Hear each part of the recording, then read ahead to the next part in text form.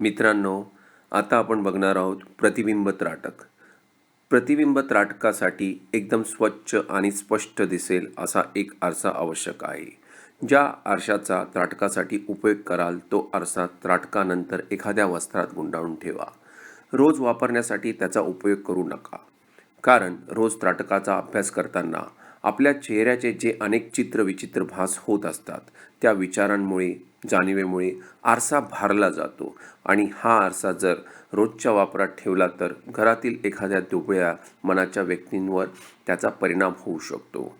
असे सगळ्यांच्याच बाबतीत होतेच असे म्हणता येणार नाही. फार क्वचितच एखाद्याच्या बाबतीत असे होते, त्यापेक्षा आपण काळजी घेतलेली बरी. मित्रांनो, आता आपण खुर्चीत किंवा जमिनीवर आपल्याला जसे सोयीस्कर होईल त्याप्रमाणे बसा. आरशात आपल्या प्रतिबिंबावर त्राटक करायला सुरुवात करा.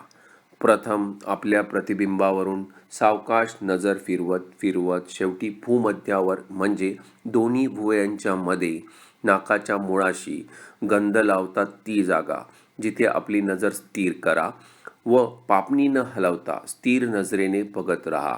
एक टक बघत असताना एकीकडे श्वासावरही लक्ष केंद्रित करा.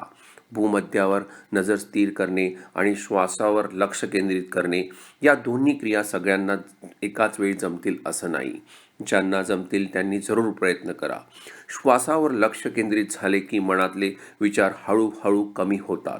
कारण आपल्या श्वासाचा आणि विचारांचा खूप जवळचा संबंध आहे. काही दिवसांनी सतत प्रॅक्टिस केल्याने मन एकाग्र होता होता एकाग्रतेच्या पलीकडचा म्हणजे निर्विचार अवस्थेचा विचाररहित अवस्थेचा अनुभव येईल.